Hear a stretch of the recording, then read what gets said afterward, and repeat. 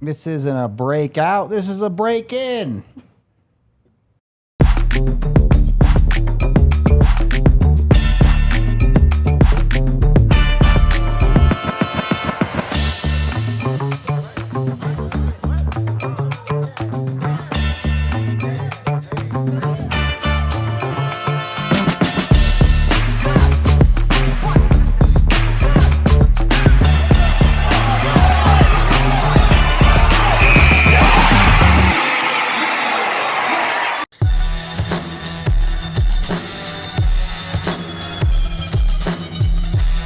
What is going on, everyone? Welcome into the DNVR Avalanche Podcast, live from the Toyota Lounge and presented by Bet365. We got AJ, we got Rudo, we got Bailey here, coming at you on an Avs off day. Avs are halfway through their road trip and kicking butt while they're doing it. So good, yeah. So, yeah, 2-0-0 is a pretty good start to this thing. So, they're pretty... Lots of things to be happy with. As we kind of get into some off-day stuff, AJ, we've not had you on the show since the Avs clinched a playoff spot. It got to be pretty exciting. Yeah. Yeah. It's been such a foregone conclusion with them so far out in front and the bottom of the West being so bad that okay, like it's cool to happen. It's weird that it happened as quickly as it did because normally that's like a mid-70s games of the season kind of thing where you're like, we knew they were going to get in, but nice to know it's literally impossible for them to miss now. And for them to have done it, what was it, game 67? Yep. It was like, okay. I was gonna say Dallas is roped into that boat too. They officially clinched, so there are two teams officially in this thing.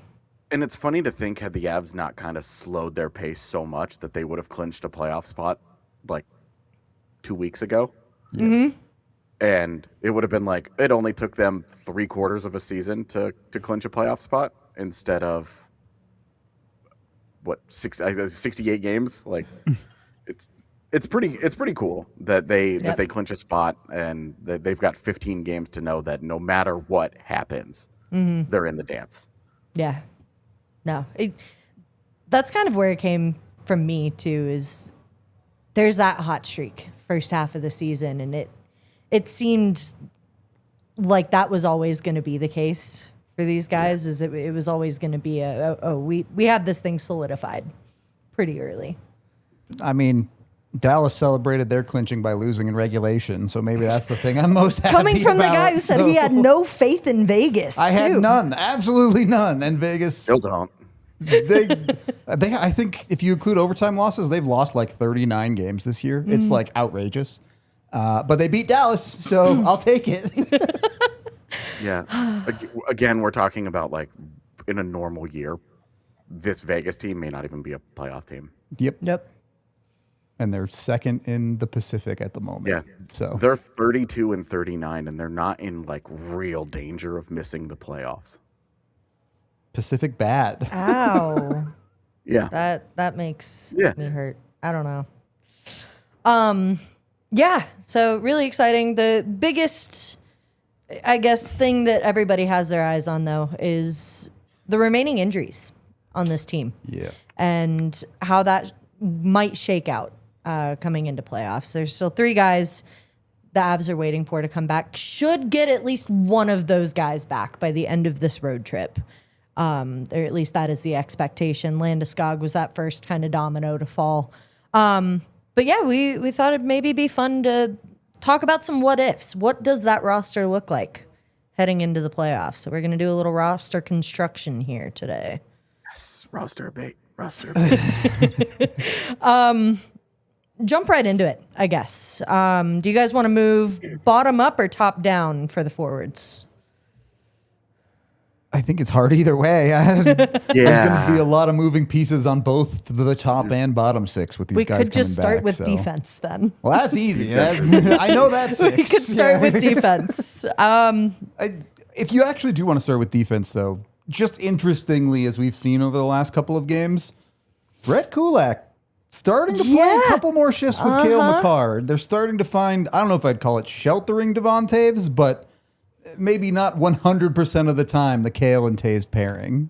Mm-hmm. It's very interesting to me how much blending has been done for those pairings. And I mean, it makes sense to a point. You're not getting the point production out of Devon Taves that you would maybe like. Yep.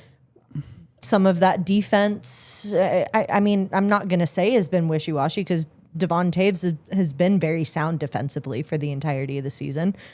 But you're also getting that out of Brett Kulak, and not saying that there's any more of a chance you're going to get some offensive production out of him, but you're certainly not getting any less than you would with Devon Taves. And I think the Avs defense, again, there's that giant blemish of the Pittsburgh game where everything was awful. But you look over these last handful of games, and the Avs defense has actually been quite solid. Now, some of that is actually getting saves, but they've also been really good. You even look at the last couple of goals against. One's a power play goal from Ovechkin, and then the last two, the first goal against Washington and the only goal scored against them the other night, both kind of on Val Nichushkin more than it is your actual defensive pairings. Nichushkin gets beat up the ice a couple of times, or it's a weird, bad back-checking scenario that we've seen kind of crop up a couple of times between McKinnon and now Nichushkin, where the Avs systemically really like their forwards to just back-check by charging the puck carrier, but sometimes that's not the play. So I do think we've seen the Avs pairing settle in a little bit. There's been an uptick in Brent Burns where he's not been nearly as bad over the last couple of games. Putting more pucks on net. Yeah. And it just feels a lot more comfortable, I think, compared to 3, 4, 5 games ago where it felt like at times the Avs pairings were all over the place and what are you going to do to fix everything? And that was just a lull and you're back to normal. Yeah, I mean, even if you go back to before the Pittsburgh game, the games against Seattle and Winnipeg, defense was solid, and your goaltending was great. I mean, you look at they gave up 1 goal to Seattle, they gave up 2 real goals to Winnipeg, and then 1 real goal to Dallas, 1 goal to Chicago, and then 2 to Washington. Yep, that's good and stuff. You're talking. I think 1, 2, 3, 4. That's 5 goals in those 5 games that they've allowed. And the defensive details have been at the heart of that. That's been really good. But obviously the Pittsburgh game stands out as this like giant like yikes. This was really bad. But also like before the Seattle game was that Edmonton game where they were really good except for all 4 goals where they allowed the Edmonton Oilers to stand right in front of a goaltender and just poke pucks home. So it has been a lot better. Their process in their own zone has been a lot better. Some of that I do attribute to switching up the pairs and taking a little bit of a different look. I really like the Taves-Malinski pairing. I do not so much like the Kulak-Makar pairing. Kulak's a little over his head for sure. Exactly. He's being exposed a little bit as like he's good at what he's good at, but handling this job is a little much for him. But it's intriguing to want to keep trying it because Taves-Malinski has gone super well. Yeah. Is that something you guys think Bednar can be stubborn about and saying, hey, what's working for me right now with these pairings is working. We can ride this. Or is it, Makar and Taves are tried and true? Like that's. No, I think they can just roll like this for a little while, and then come round 1, game 1, it'll be Taves Makar. Like I think he's just given himself a good look at it and saying, I know what I've got with Manson Burns. I know how to limit their minutes when both of them are being agents of chaos. And I think that Bednar's got plenty of leash here with the last we're down to 13 games now. Yep. To say, okay, well, I'm gonna get a good extended look at Kulak Makar just in case I need them on a run, and I fully expect right back to Taves Makar when it starts up, when the real playoffs begin, not these like practice playoffs that they're going through right now. It's. We know who Bednar is, right? And he's not one for a lot of change in the clutch or whatever you want to call that time. And in the playoffs, if the Avs aren't up 2, down 2, maybe more, it's going to be Makar Taves. It's going to be the reliable pairing that he knows. And I think that's true. We'll talk about that with the forward core when we get there also, that There are things that he likes, and he wants to go with his best players when the opportunity presents itself. But as AJ said, especially if the Avs can rack up a couple more wins, if they make sure to beat Dallas in their final matchup, we really could be looking at a last 7-8 games of the season where there is virtually no pressure on the Avs lineup to do a whole lot. And then really get creative. Maybe we see some Makar Malinski. Maybe we see some fun stuff. There'd be an idea. I think that when they're chasing a game offensively, they'd need to do that. I think they need to give Malinski on the left side of Makar, obviously. He was never opposed to doing a little turn and burn when Gerard was here if the Avs needed it. So exactly. And Malinski is a better defender, and he's more impactful with the puck in the offensive zone than Gerard ever was. So I think that I just think that it allows you, like, there's going to be some freedom as long as they can continue to win. Like, over the next, 7 games, I would say. Like, if you win 6 of them, you're pretty comfortable. You're probably, especially if one of those wins is the head-to-head against Dallas and it's in regulation, please. You know better. Yeah, of course.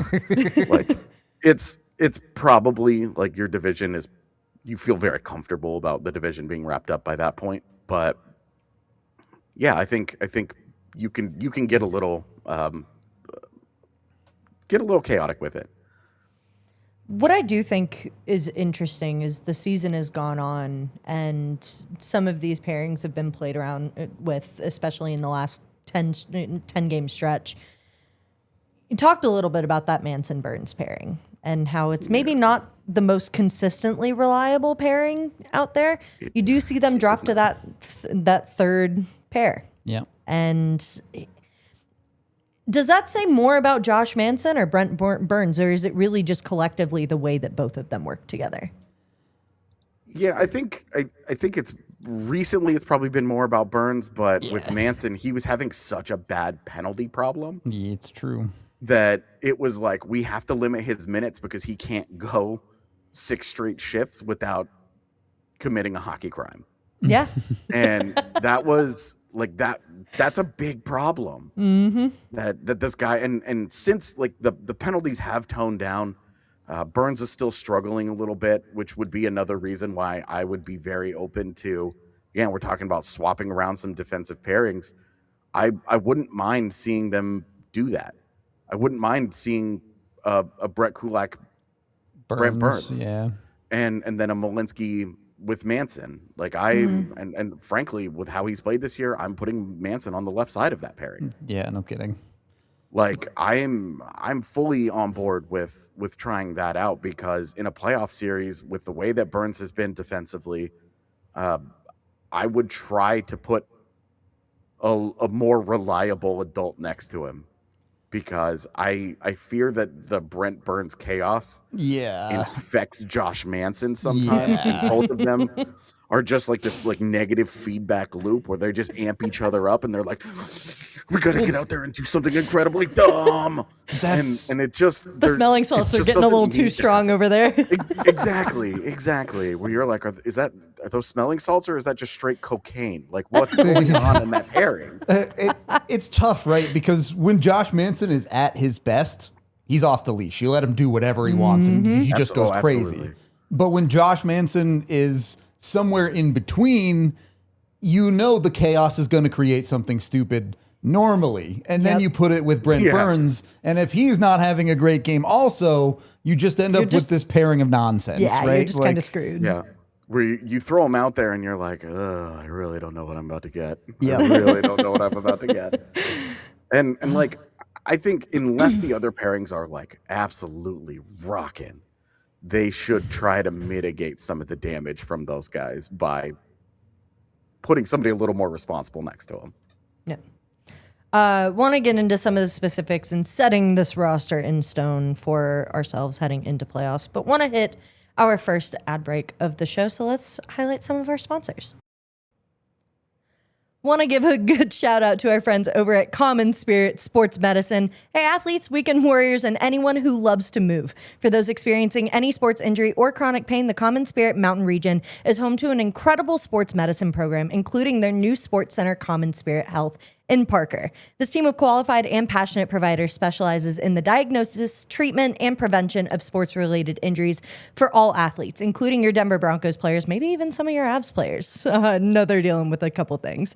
Their experts understand the unique demands of your body that your body faces, so you'll get personalized treatment plans combining things like physical therapy, injury prevention strategies, and strength training.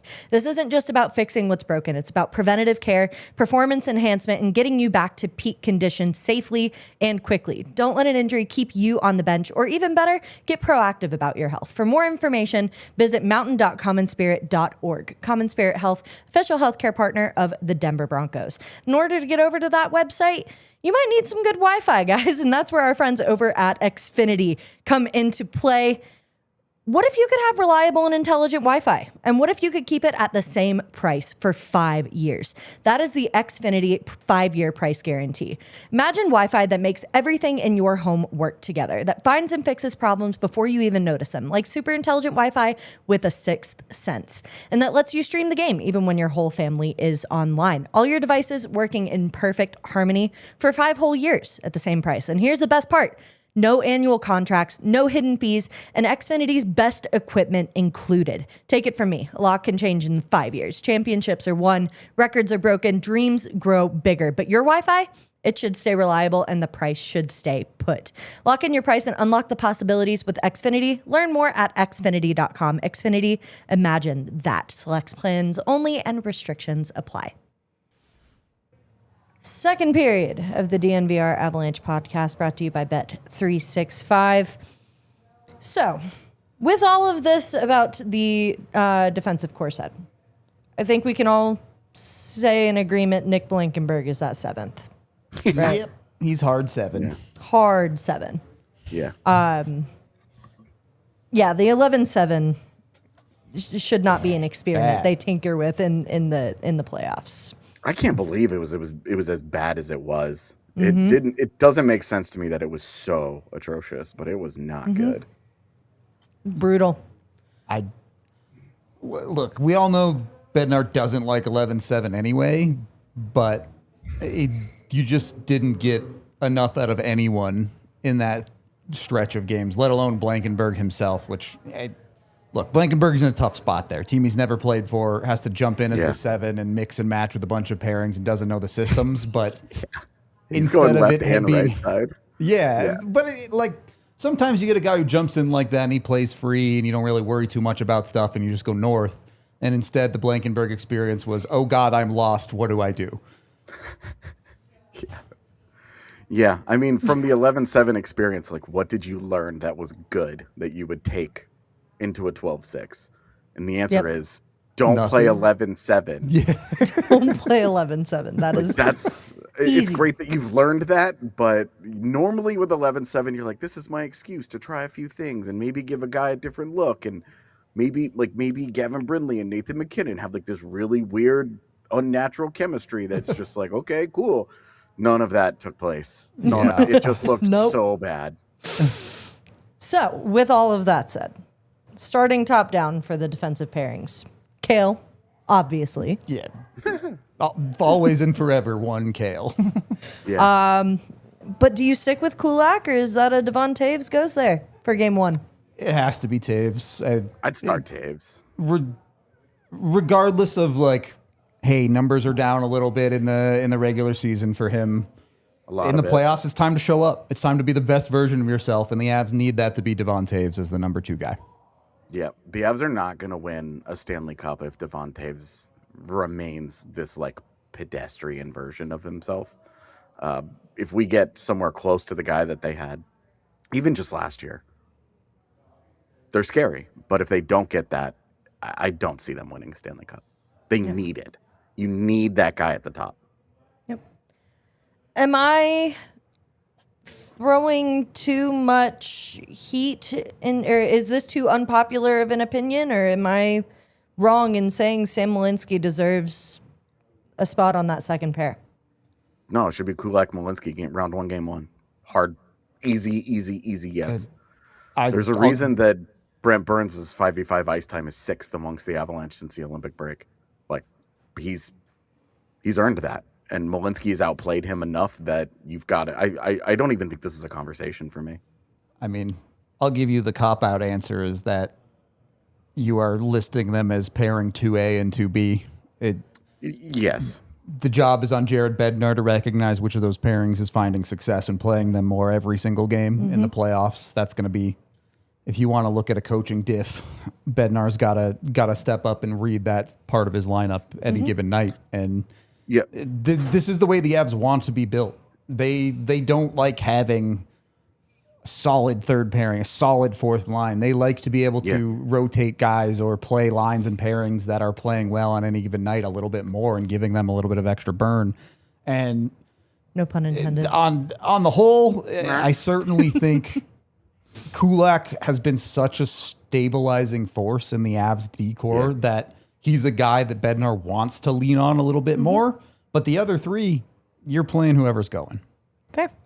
So Kulak, Malinski, if we're setting specific pairs, it would go Kulak, Malinski, Manson, Burns. If you're making a graphic, yes, Kulak, Malinski on 2, and then Manson, Burns on 3. All right. Moving into the harder conversation. Goaltending? Now that's Blackwood. Moving on. Speak. He looks like there are conversations to be had. I know I'm the dissenting voice on that one. That's all. Honestly, like at the moment, it's just play whoever's playing well, and if all things are equal, Blackwood. Yep. Agreed. So, cool. That's where I'm at with that. Yeah. But at the moment, it's Scott Wedgewood. Give me another 13 games and ask me again. Let's go top down with this roster. Because obviously, Nathan MacKinnon is front and center for this. Martin Netches has worked, I think, and feel free to contest me on this, but Martin Netches has worked too well next to him. At 5-on-5, they're together. Full stop. Then comes down to Gabriel Landeskog is back. He is. And Bednar has been fairly vocal about how much he likes, how much he prefers, I should put it that way, Gabe Landeskog on that line. But we've seen Nazem Kadri get some shifts on that line. We've seen Valeri Nichushkin get some shifts there. Who do you ultimately go with to lead the charge? Are we talking now, or are we talking fully healthy? Fully healthy. I do wonder if there's a conversation about putting Arturi Lehkonen back up there. I do think it's probably Landeskog, though. I think the best version of the Avs lineup, it has that three-headed monster 2.0 at the top. Landy can be the adult. He does a lot of the hard work. He allows MacKinnon and Natchez to do the silly, fun stuff that they do. And as you saw last night, Landy very sneaky good about doing the simple things and simply being in the right position. He makes himself a third option that is really, really good at using the space that a third option is given compared to a first option or a second option. Like MacKinnon and Natchez will always be on that line. Yeah, and the reason why I'm going Landeskog over Lehkonen is puck skill. Sure. Landy's just a better player. Yep. And like Arturi Lehkonen is really, really, really good at what he does. But like that's never a guy who's going to wow you with, oh my God, what a crazy, like he's the guy who scores because he fell down on his butt and he just tapped a puck in because the motor is nonstop. The try hard is there. He makes hay all the time, but he doesn't have like for some reason we've seen like Gabe Landeskog like pull out this wild one-timer that none of us knew he had. Like, you're not really seeing that with Alecki. Like all of Lecky's goals are scored within like 6 feet of the goal, right? It's all deflections and rebounds. And Landy has that in the bag, but he can score a little bit from outside. He does have just a little bit more skill to elevate. And just for some numbers here, the numbers for everybody next to Nathan MacKinnon this year are crazy. If you are in our diehard Discord, you would have seen me just posting these all afternoon because I was like, what is with Nathan MacKinnon? But Natchez, MacKinnon, Landeskog together, 171 minutes and 55 seconds at 5v5 this year. Goals are 16-3. So I'll take that. I want to start good. There. Yeah. They're also crazy with Arturi Lehkonen in there, but I want to start there. Yeah. So Lekkonen's not on that top line. Imagine he breaks that second line pretty easily. Yeah.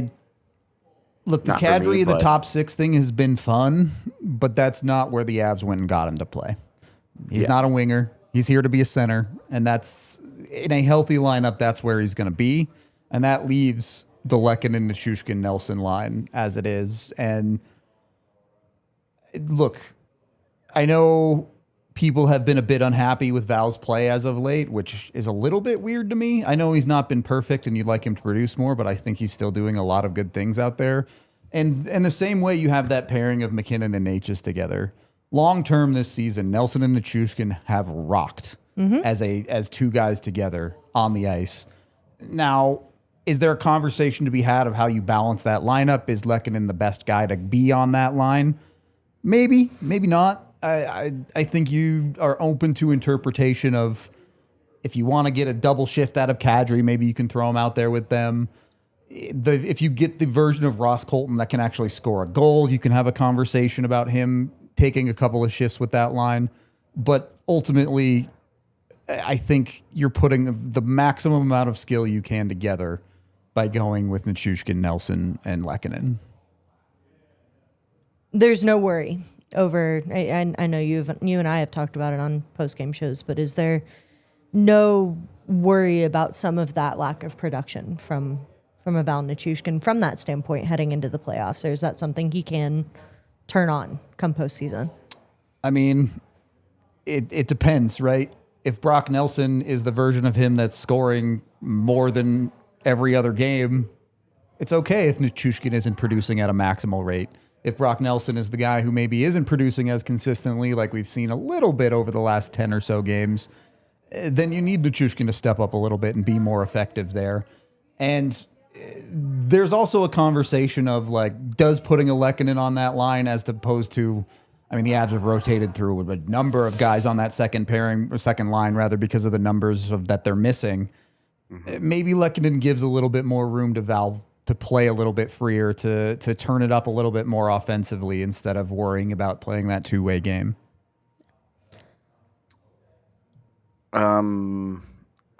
My inclination is I don't like Lehkonen and Nichushkin there because their skill sets have always been redundant. I get it. But like the other option there is either Nazem Kadri, who I don't like on the wing. I haven't liked him on the wing since he's been back. It's just not what he does. It does not highlight the things that make him effective. Or Ross Colton, who I would like to make Ross Colton work, but I feel like Mean Girls here, where it's just like, stop trying to make Ross Colton work. And like the guy has like 8 goals this year. Yep. Like it's not enough. It's just right. It's just really hard to justify that. But the speed and the tenacity and the skill would play great on that line. On a line that's going to be used in a lot of heavy defensive situations. He's a really good and natural play driver, and he can play with the puck through the neutral zone, which is something that Nichushkin and Nelson aren't like naturally like. They're not bad at it, obviously, but it's not something that I like love about their game, and that's more of a line that I want to see dump and chase. And with 2 really big guys and 1 really physical guy in Colton, I love that combination. The speed is like the thing with Colton over Lehkonen because Lehkonen is not fast, but he's such a smart player that he gets where he needs to be ahead of like a fast guy, like a fast dumb guy. That's not. I'm not saying Colton is that because he's not, but like, then you just look at okay, well, what have they done together? It hasn't been very many minutes, but they've got a 68% expected goals this season at 5v5. That's really good. It's obscene. It's an obscenely good number, and you put that behind your top line, and then you do that with a turbocharged bottom 6, right?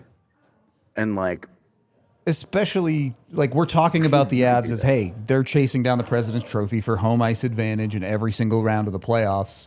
You're talking about a team that the way their second line functions, especially Nelson and Nichushkin, have been extremely good defensively across the course of the whole season. Yeah. We know Bednar likes to play best on best, but you have to think there's a little bit of an inclination to you maybe try and get a little bit of shutdown line work out of a Nelson, Nichushkin, whether it ends up being Lehkonen or whoever on that third spot. Yes. And you look at their on ice results with Colton. They've played more minutes, not by a lot, but about 26 more minutes together with Colton, Nichushkin, Nelson, and their expected goals is 56. That's very good, but it's quite a bit lower than the 68% that they have with Lehkonen and 63% with Landeskog. So Sure. frankly, it's just the worst option. Yep. But if you're trying to build like your most balanced lineup, Colton on 2 and Lehkonen with Kadri and Waugh on 3 is the one that makes the most sense. But if you're just saying I want to stack it with, I want my best version of my top line, that's Landeskog. Best version of the second line, Probably Lehkonen. Yeah. that's Lehkonen. Yeah, I think it's Lehkonen, Nelson, and Nichushkin is where I would start. Okay. We'll get into breaking down the bottom 6 here in a second, but we got more sponsors that we got to shout out, so let's go do that.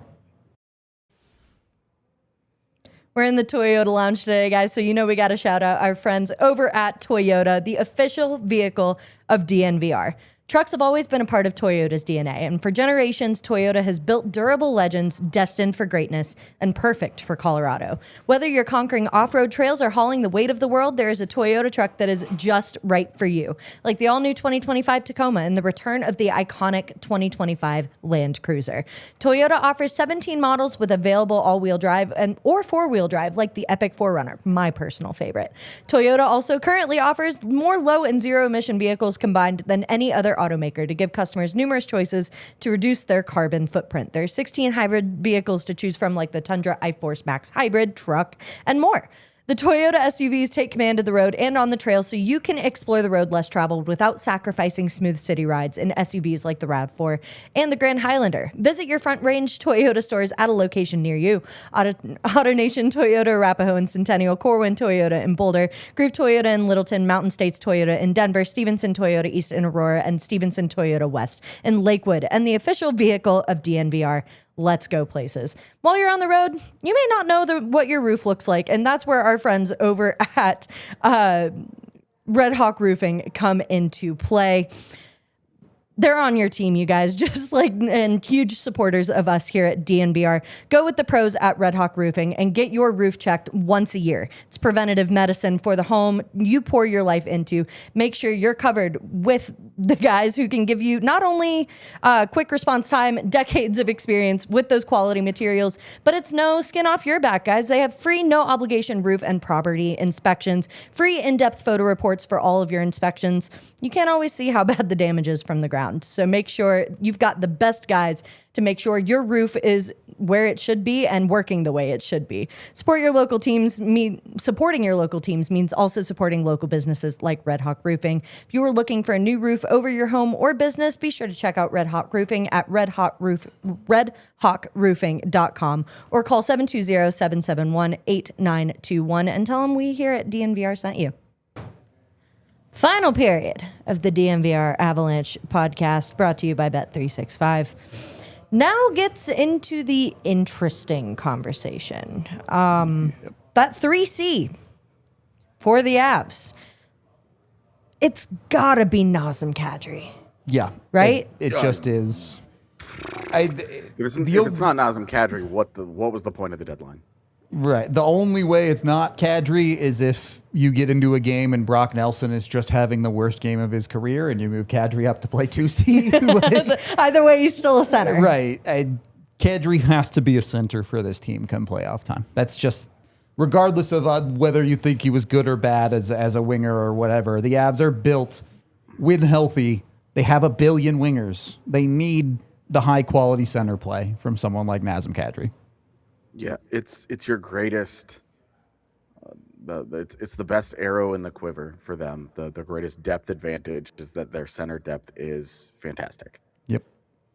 And Nazem Kadri as a 3C is just better than every 3C option that any other team in the postseason is going to throw at you. Yep. Unless I mean, like it's like unless Dallas decides to go. Duchesne Johnston, at 3C Duchesne. or something, yeah. Right. Yeah. Like then you're at least comparative at that point. Like you're on the same. They're on the same level as you, but they did it to sacrifice wing depth, and you didn't. Mm-hmm. So that's the choice that they have to make. And, that's their problem. But like that's where you're in great shape, because then you're putting your other 3C on the right wing in Wah. Yep. That was the conversation I was going to kind of bring up too, is as it's situated right now, Nick Wah is your 4C. Is that how it should stay? Or I don't know. I posed this to Ruda the other day, but does Nick Wah make a better center, or is he just as easily usable on the wing, if not better? I think he's a better center than he is a wing, but with the Avs right now, just with Jack Drury being on your roster, yep. Mm-hmm. He's a wing. Yeah. Fair. It seemed pretty clear to me that the Avs really, really like Jack Drury as a depth center more than anything else. And I know that, he got some shifts in the top 6 over the last handful of games again, because the Avs were missing guys. Right. There's asterisks there. Right, exactly. And when you have that combination, I think where it gets interesting is we're talking about strictly 5-on-5. Yeah, you're going to have Nick Wah at wing. But if you're having Nick Wah penalty kill for you, he can at least be a pseudo center. Like that's a guy you're not afraid to take a defensive zone face-off for you on a penalty kill or something like that. And at 5v5, it's the same thing, because you know how teams are now moving lefties on the left and righties on the right, like with their draws on your third line. You put them out there, and you've got 2 centers out there that can win you face-offs. Now, neither Kadri nor Wah are like great face-off guys. Yep. But you can at least limit them from having to take all of the draws, because most of these guys are pretty good in one area, in one zone. And if you put them together, the way that we see with Landeskog and McKinnon, where Landeskog takes the face-offs in certain areas of the ice and McKinnon takes the ones on where he's good, you build a pretty competent face-off group there. That's the luxury that you have with paying the price that you did for Wah.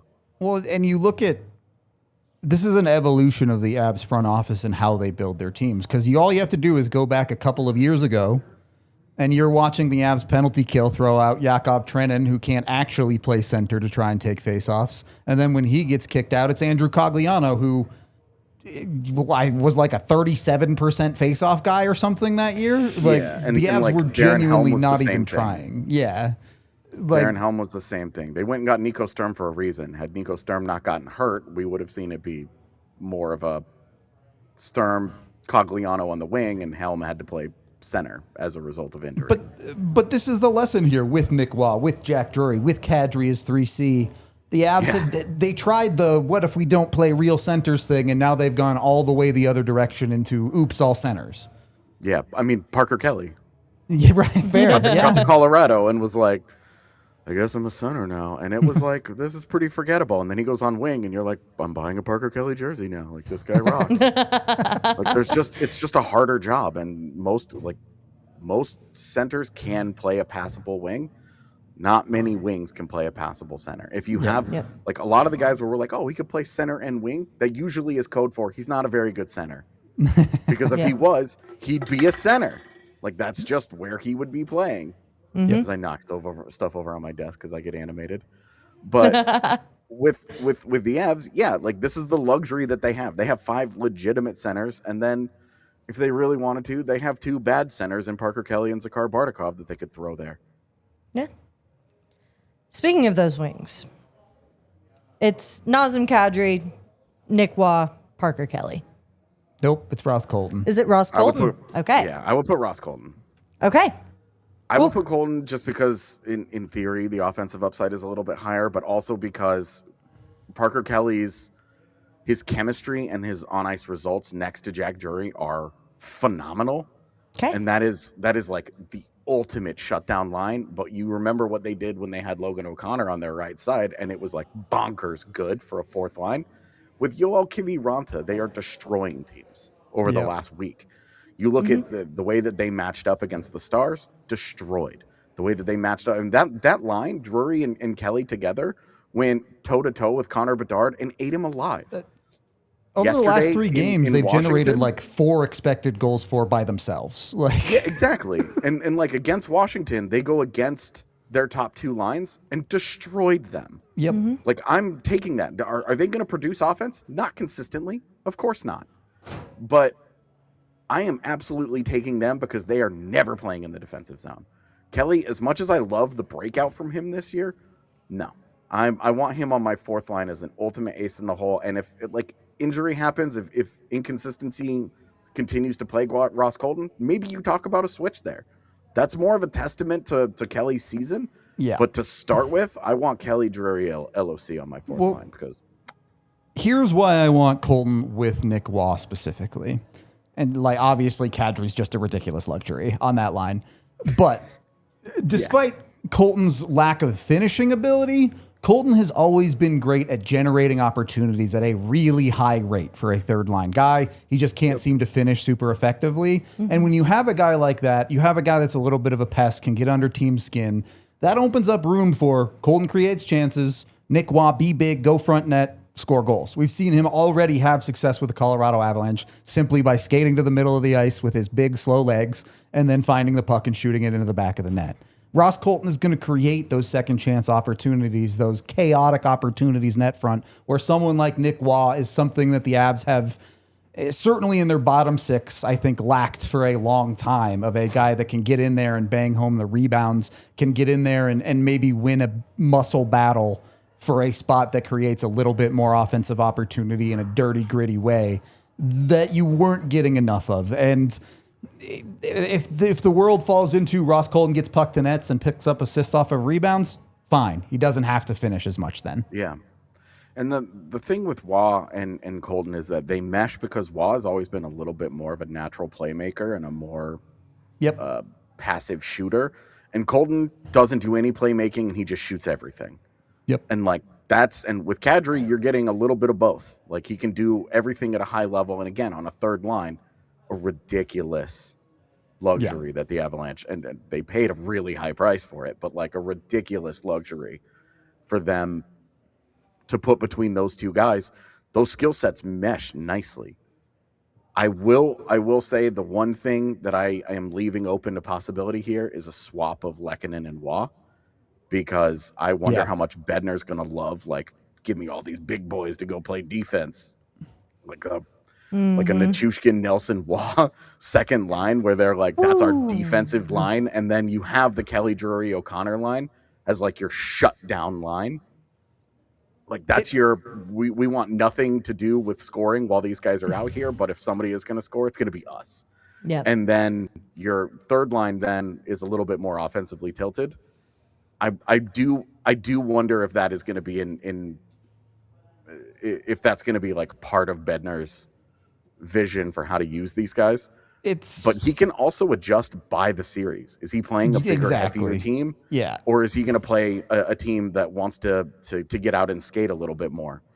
Depending on the answer to that question, he can adjust as needed. That's which is exactly why this where depth I'm at. is so silly. Yep. So much adjustment is available. And if you're playing against Edmonton and you look at Nick Waugh's feet and you say, you're not playing in the top 6 against this team.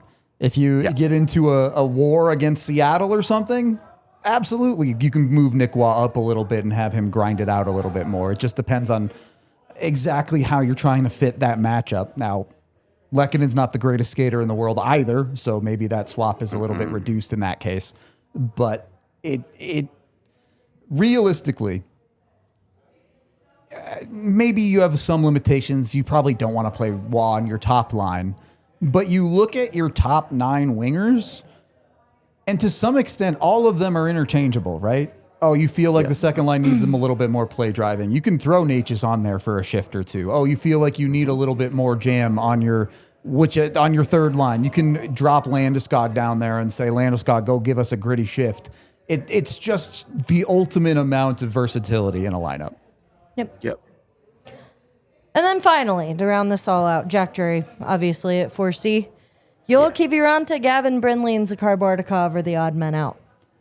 Yeah. They have to be, right, for Parker Kelly and Logan O'Connor when healthy. Zero doubt. To round out that 4th line. Zero doubt you're playing Parker Kelly and Logan O'Connor if you can. And then the way the season has gone for Zakhar Bardakov is he's not a center anymore. So he doesn't really have that path into the lineup. And with the Avs adding Waugh, they have a billion centers now too. But look, as much as we love to sit here and say, hey, this is the Avs healthy lineup and it's sick, I don't think any team in the history of the NHL has played a long playoff run without using their extra guys. Yeah, and that's those extra 3 guys are great because if you have a bottom 6 guy that's out, Yoel Kiviranta is an easy guy to slot in there somewhere. If for like a 4th line, more defensive role, Gavin Brindley, you can bring a little bit more on the offensive side. Bardakov, I think, is behind both of them simply because you don't trust him with the penalties. Yeah. If you trusted him a little bit more not to take a silly penalty, I think he'd probably be ahead of Brindley because the rough and tumble style is going to be a great fit for what you think of as playoff hockey. But the discipline is the real concern. Look, the reality of a 13th forward, if you're coming into the lineup in the playoffs, they're asking you not to lose the game. They're not asking you to win the game. Yeah. They're not asking you to go out and even be an effective force necessarily. They're saying go out there, give us a solid 5 to 8 minutes, and go 0-0. If you don't get scored on, you did your job. Yeah. And the Kiviranta Drury Kelly line has about 150 minutes played this year at 5v5, and their numbers, their underlying numbers are like crazy. Shots on goal are 76 to 46. Expected goals is a 66%. Scoring chances is 84 to 41. Like they have completely dominated pace of play, and they've been outscored 5-6. So hockey's dumb sometimes. Like hockey, right? Like hockey. But you see the way that they have dominated the pace of play, and you're like, if you need to bring one of these guys into the lineup, you could easily maybe move an LOC up and put Kiviranta there. If it's LOC that continues to have injury issues, then Kiviranta just takes that job straight out. I think his reliability and the comfort that he has with the coaching staff has him as first guy in, and that even with Brindley being a little bit more of an offensively tilted guy, because of the depth that they have in their top 9, that an injury or two, I think one injury, I think it's still Kiviranta. 2 injuries, it's like Brindley, I think I would have him ahead of Bardakov. But you feel wonderful about that depth. No, and there's a conversation to be had too that Brindley was designated to an AHL roster.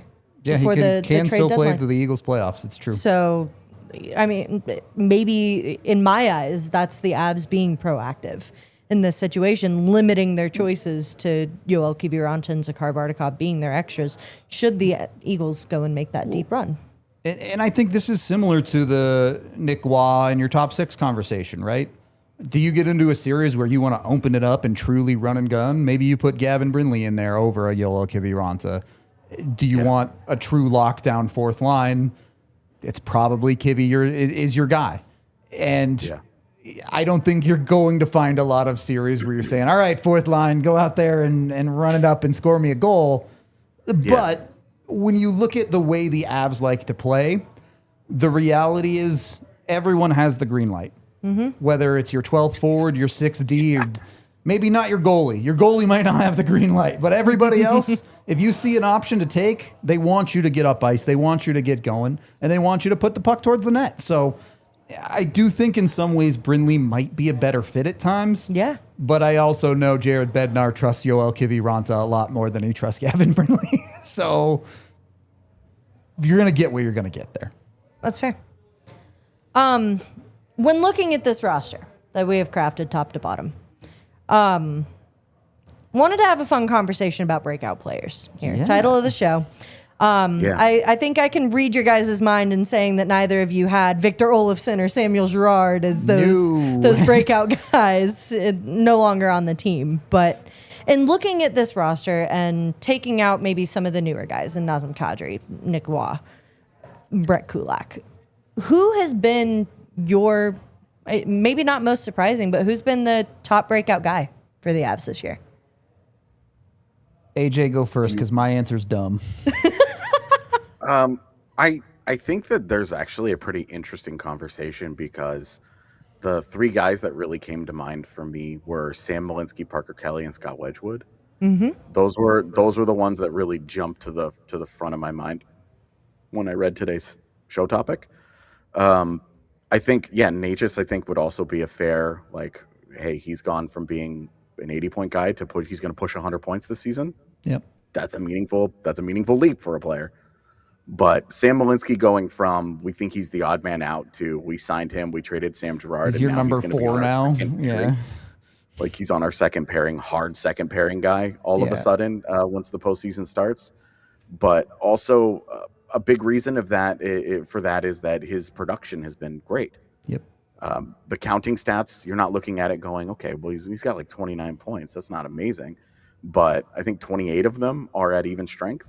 And he is among defenders with 500 minutes of 5v5 ice time this year, which isn't a lot, by the way. He is 19th in points per 60. Like, that's a very efficient scorer that is generating more and more offense. And we've seen him get the green light with McKinnon's line quite a bit over the last couple of weeks. Yep. And that speaks to, hey, we don't need Cale Makar to go out there and do this with McKinnon as much as he used to. We can put him elsewhere. And I think the Avs offense is much more well-rounded as a result of Malinski's growth. And as much appreciation as I have for what the other guys have done, I think Malinski's maturation into, this guy's actually a second pairing defenseman.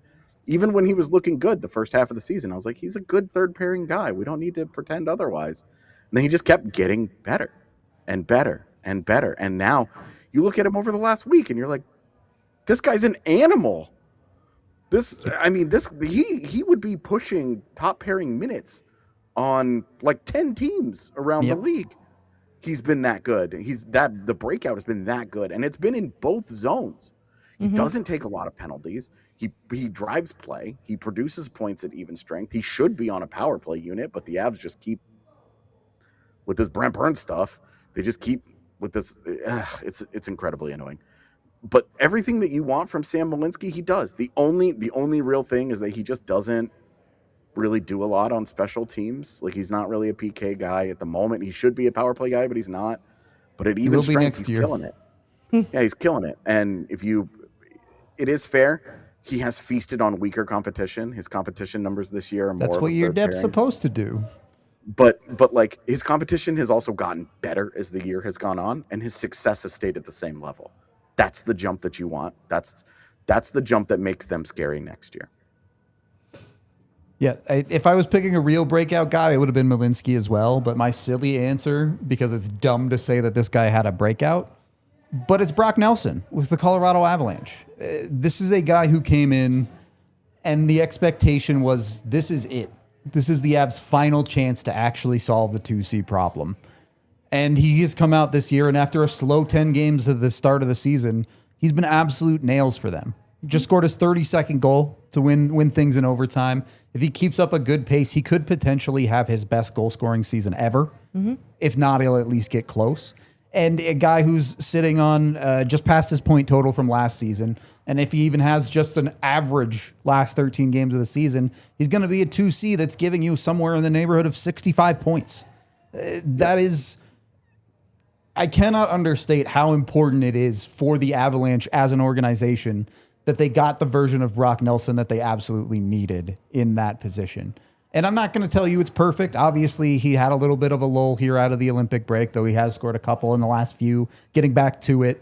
And look, we all know the conversation for everyone with the Avs is you have to do it in the playoffs. They're going to need that scoring ability from him.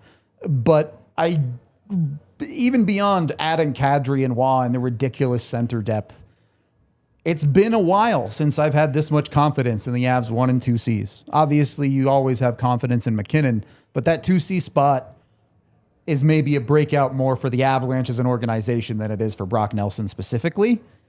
And it's easy to just enjoy and have confidence instead of every night going, what are you going to get out of these guys? What are you going to do? Hopefully it continues to be great regardless of who his wingers are, but I also think the connection between him and Nichushkin this year has made a significant difference for both of those guys. I think Brock Nelson is an interesting conversation here when you look at just how much time he spent on the East Coast and the role he fell into there. Coming into a new system, especially a system that plays a lot faster, a lot deeper in the zone at times, it can be a little difficult. Yep. And Brock Nelson, for the most part, has had a pretty seamless transition into this organization. And it, especially at the beginning, at the top of the season, the impact was unfounded. Like it was immediate. And it's hard to sit there and say, like, you look at this guy and you would never know that this is his first full season as an Av. Yeah. He didn't get a ton of time here. Resurgence is a great word for it in the Toyota chat, maybe more than a breakout. And I think the important thing is here, look, the Avs signed Brock Nelson to a big 3-year deal, and there were certainly question marks about aging.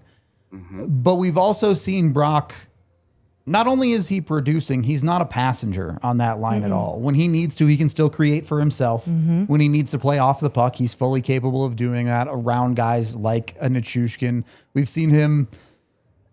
I still really don't like him on the half wall in the power play, but when you move him to that bumper spot, it's still really, really effective, and you have options there. It is fit in all the ways for Colorado, and you never know when Father Time is going to catch you, of course. It could fall off a cliff. But today I have a lot more confidence in the next year of this contract than I did when it was signed. So you feel pretty good right now. Yeah. And 55 points in his last 60 games. That's how bad the first 10 games were. 55 points in his last 60 games, including all 32 of his goals. He's done everything. He's taken on, and this is all with heavy defensive minutes. He has played a hard defensive season, which is why there was Selke conversation with him earlier in the year where it's like, you should get more love for this. That's fallen off a little bit, but you're not wrong about the Nelson Nichushkin, their excellence together. The two of them together are sitting around about 60% expected at 5v5. Like, that's brilliant stuff. And they eat so many defensive zone starts that it gives all the other lines offensive zone starts. And oh, by the way, he has 57 points. That's the second most by an Avalanche 2C in the Jared Bednar era, behind obviously point per game season. His 87 point year, where also Nathan McKinnon got hurt and he was Colorado's 1C for a stretch that year. So Nelson's season is exactly what the Avalanche paid for, and exactly, frankly, this is just who he was in Long Island. That's why he was the target. Why the Avalanche were like, we think Cal Ritchie's going to be good someday, but we don't have the time to wait for someday. We want this now. And it's a tough argument to make that he hasn't been quite a bit better than Cal Ritchie this season. How do you even start that argument? Like, come on, he has a 30 goal season. The second most productive season by a 2C in the Bednar era was JT Compher's 52 points, which we had no idea was going to hold up the way that it did. No kidding. And Nelson's already past that. He's at 57. He should get into the 60s, assuming these last 13 games, like as you said, it's just a normal. Be average, Yeah, just a point every other game, please. I think Nelson's a good answer. He's just everything that they've paid for, and as you said, it's more of a breakout for Colorado's like answering the need at the position for Colorado than it is actually Nelson himself, because this is just who Nelson has been for the last 5 years. My answer, I kind of struggled just a little bit, but it was between Martin Necas and Parker Kelly. Both valid, Both each have their impacts. Both are having career seasons. I mean, Parker Kelly getting close to hitting 30 points at the 60, or already close to hitting 30 points at the 69 game mark. His best season before this was last season at 19 points. He's again almost hitting 30, which is a crazy statement to say for a guy like Parker Kelly, but the impact that he's had on the bottom six has been impeccable. I think the breaking point for me between those two is Marty Nate just signed a contract where this is who he's supposed to be. Mm-hmm. He's coming out and he needs to be pushing 100 points. He needs to be the second best forward on your team every single night as we move into overtime here. The conversation continues online at thednvr.com. Parker Kelly just signed a deal for multiple years at under $2 million. Mm-hmm. And if this is at all replicable, that is going to be a fantastic contract for the Colorado Avalanche. Well, then let me ask you guys this question then. Because the similar conversation was to be had for Yoel Kiviranta last year. Yeah, but... And we knew that wasn't repeatable. Yeah. Is this a repeatable situation for Parker Kelly? I certainly think there's more repeatable here than there was with Kivy. Fair. I'm not going to sit here and tell you Parker Kelly's going to put up 15 plus goals again next season. But I do think this is a guy who the realistic expectation should be north of 20 points again. The reason why this is such an interesting breakout is because guys who sit in the 18 to 19 point range are guys who are barely hanging on to jobs in the NHL. Yeah. Like when we talk about point totals, there's always like that guy that's always like, you don't understand hockey because it's not always about the points. But like when you're playing forward, you have to produce. Mm-hmm. Unless you're Luke Glendening and you're a face-off god, you're not sticking in the NHL unless you produce points along the way.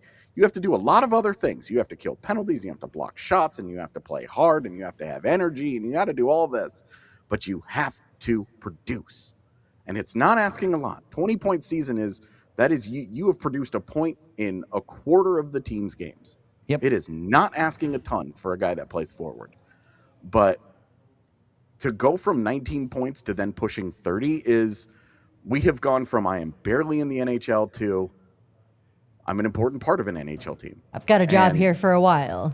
Parker Kelly, like he the contract was always kind of like, woo, this is aggressive. And now we're looking at it going, this is a steal. Yep. Is it going to be repeatable? No. He's not going to shoot 18% every single season of that contract. Yep. That's the number one thing that's not repeatable. But what is different about his goal totals versus Kivy's last year, Kiviranta, like half of his goals came against Seattle. It was a handful of empty net goals that were part of it. With Kelly, he's scoring real goals. He's picking some spots. He's beat some goalies where a lot of Kivy stuff, you're just kind of like, wow, guy's having a charmed season. With Kelly, you're like, okay.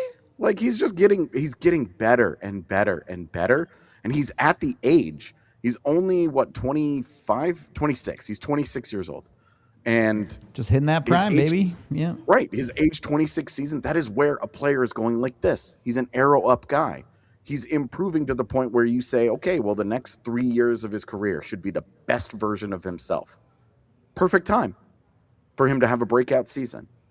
And everything that he's done, the way that he blocks shots, the way that he hits, I mean, he lays the body. He had 11 hits the other day.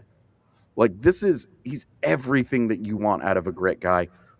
Bailey, I know you can attest to this. He's beloved in the locker room. He's beloved on the bench. He's just a great personality, a perfect glue guy. Everything that you need. Like this dude is gonna hopefully replace Dan Heinold as like that grinder that Avalanche fans talk about for the next 30 years because he does some legendary shit in a Stanley Cup run. He's that guy. Mm-hmm. It's just all over him that this guy is going to make a huge hit or a great forecheck that leads to a goal. Or he's going to score a goal in overtime that like puts him in Avalanche history somewhere. He's just that guy. His breakout is really important to the Avalanche. Yep. Before we get out of here, I wanted to touch on one other guy that you brought up when we were getting into this conversation. Scott Wedgewood, I think is an interesting little anecdote to this conversation, because when you think breakout, the big conversation is, okay, who's, having a career best in points, who's, scoring or performing at an outrageous level in the middle of the ice and performing on the other side. I guess that kind of slipped my mind, and just how big Scott Wedgewood has made himself as far as conversations go in this locker room and on the ice. Yeah, I mean, everybody loves Scott Wedgewood. He's a fun personality. He's a good dude. Everybody likes to root for him. Like, oh, the good guy, has a great year. It's a great story, feel good story. Everybody's into it, right? And then you go and you look and you're like, this dude has been in a tandem all season, and he is 10th in the NHL in games won. He is like right near the top. He's first. He's first in save percentage among guys who actually get starts. None of the, not counting the Trent Miners and Nico Dawes types. Like first in save percentage. His goals against average is also, I believe, first. NHL site is breaking as I try and do this. Yeah, he's first in goals against, which it's a team stat more than anything else. So I don't use it a lot, but he's also been fantastic in the goalie analytics. Yep. And you're talking like the only reason that he's not getting like more like Vezina-ish conversation is one, because his name is Scott Wedgewood. Nobody buys it. And two, Colorado's been so good that everybody just kind of waves it away and goes, that's the easiest job in the league. It's kind of the same conversation as like, oh, Natchez is just a product of McKinnon, right? Right. That's 100% it. But and like to an extent, yeah.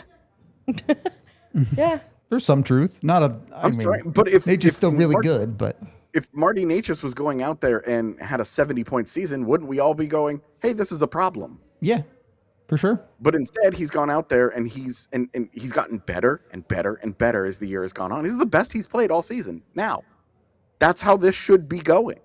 Yep. He's going to push 100 points. Yeah. Like, before the year, we were like, he needs to have a 90-point season. That was kind of our benchmark for him. He's signed his huge contract. He's playing next to Nathan McKinnon. He needs to have a 90-point season. He's almost there. And with Wedgewood in the goalie position, look, sports always likes to make everything adversarial. You're looking at it like, who's better, who's the starter. Realistically, and I understand there are some caveats of like, hey, it's hard to make a tandem work in the playoffs sometimes. But right now, definitely. The Avs have two goaltenders that they trust. Mm-hmm. And why not enjoy getting the best Scott Wedgewood season you've ever gotten, and also having a Mackenzie Blackwood who plays really, really well. If you look at the advanced analytics of goaltenders, hilariously, they're like almost identical goalies. Mm-hmm. Like their goals saved above expected is like 0.2 different between the two of them. Like it's really, really effective for both guys. And both guys have had bad nights, and both guys have had great nights. Mm-hmm. But whether you're like me and you stand on the Blackwood side, or whether you're like a lot of other people in the Avsosphere and stand on the Wedgewood side, who cares? Play the goalie who's playing well and let them play well. Yeah. And like they're on track to win the Jennings, which is the tandem that gives up the fewest number of goals in a season. They've given up 169 goals right now. Second is Dallas at 186. Not close. So it like a couple more Pittsburghs and it will get close. Well, don't have any more Pittsburghs. that's the thing though, is like you look at, I mentioned outside earlier in the show, outside of the Pittsburgh game, they've given up 5 real goals. Yeah. In 5 games. That's not just your defense being great. That's your goaltenders making saves. We've seen they've had a little bit of a breakaway problem. Guess who's back there? It's been Wedgewood and Blackwood. Like those guys have done everything for you. And you could just as easily give Mackenzie Blackwood all the same love that we're giving to Scott Wedgewood. It's just a little more unexpected from Wedgewood, who is like, he's a backup. He's already into his mid-30s. Like Mackenzie Blackwood is like, since he was like 15 years old, people were expecting him to be this kind of guy. Yep. Now he finally is. The Avalanche, again, getting what they paid for in the trade with San Jose. They've gotten a very good starting goaltender. It's just Scott Wedgewood's the more unexpected one. So when we're talking about breakouts, him. Fair. I'm all for this conversation. Absolutely. Speaking of Pittsburgh, Avs got a get-right game, revenge game against the Pittsburgh Penguins tomorrow. We are going to be here to break it all down for you guys. Pre-game, watch-along, post-game. We've got it all for you. Not at 10 in the morning. This one's a little more reasonable at 4, but I digress. Regardless, we hope to see you guys there to break this all down. Hopefully celebrate an Avs win. Until then. Wait. Before we go. takeover, Yes. March 28th. Come watch a game in person with us. It's always a good time. The way things have gone, that 2 points against Winnipeg could kind of be like a seal the deal type situation if things go fortunately for the Avs. So It has to be Winnipeg. they weirdly often that the Avs clinch stuff against Winnipeg, actually, if you go back through the last 6, 7, 8 years. Game 81, when they clinched their second year of the playoffs, is the one that comes to mind immediately. But anyway, yeah, free beers on the bus to and from the game. It's a great time. You get to hang out with us. You get to watch an Avs game in person. Come join us. It's going to be a lot of fun. Yeah. Make sure you go buy those tickets. Until then, guys, this has been the DNVR Avalanche Podcast, brought to you by Bet365. We will see you guys tomorrow. We all silly like the mayor.